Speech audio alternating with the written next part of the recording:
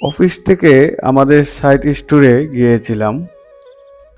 স্টোরের স্টাফরা তারা তাদের অবসর সময়টাতে স্টোরের আশেপাশে ফাঁকা জায়গায় তারা কিছু শীতের সবজি লাগিয়েছে।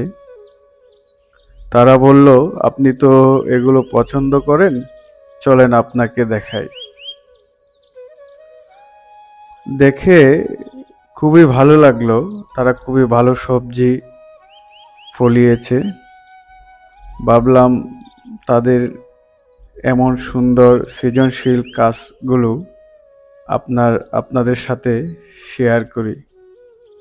তাই আজকের এই ভিডিওটি।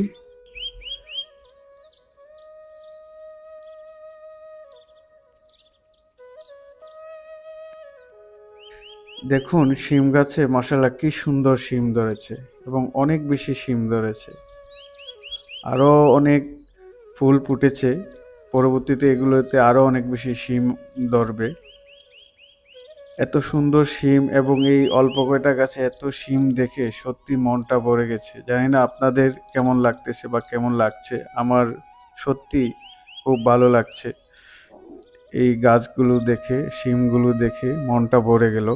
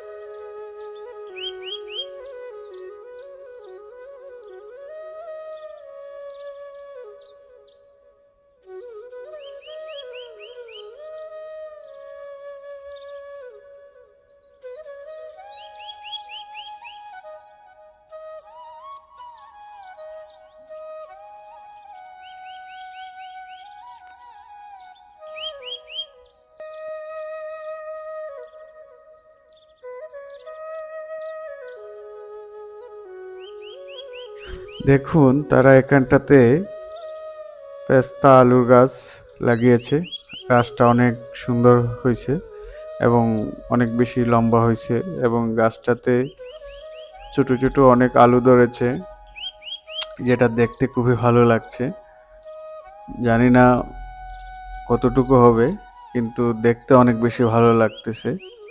তো আসলে তারা অনেক কষ্ট করে বোঝা যায় এবং অনেক যত্ন নেয় গাছগুলোতে, যার জন্য গাছগুলো অনেক ভালো হয়েছে। আপনাদের কেমন লাগছে আমি জানি না, ভালো এবং মন্দ যাই লাগুক আপনারা কমেন্টসে আমাকে জানাবেন। এখানে পুঁই শাক, কলা গাছ চাষ করেছে এবং কি সুন্দর কলা ধরেছে, দেখতে খুবই ভালো লাগছে। এখানে লাউ গাছ লাগিয়েছে তারা, খুব সুন্দর লাউ গাছ হয়েছে। ইনশাল্লাহ আর কিছুদিন পরে লাউ ধরবে। লাউয়ের ভিডিও তখন আপনাদের দেখাবো। লাউ গাছের পাশেই তারা বেগুন গাছ লাগিয়েছে। গাছগুলো অনেক সুন্দর হয়েছে এবং দু একটা করে বেগুন ধরেছে। এসব কিছু দেখে মনে হয়েছে তারা খুবই যত্ন নেয়।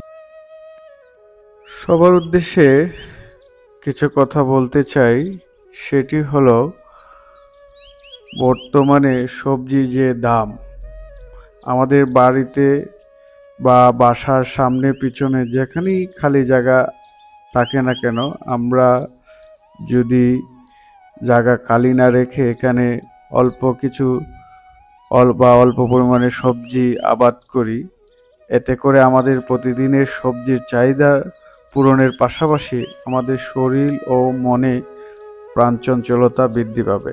আসুন আমরা আমাদের খালি জায়গায় সবজি চাষ করি, শরীর মন সুস্থ রাখি।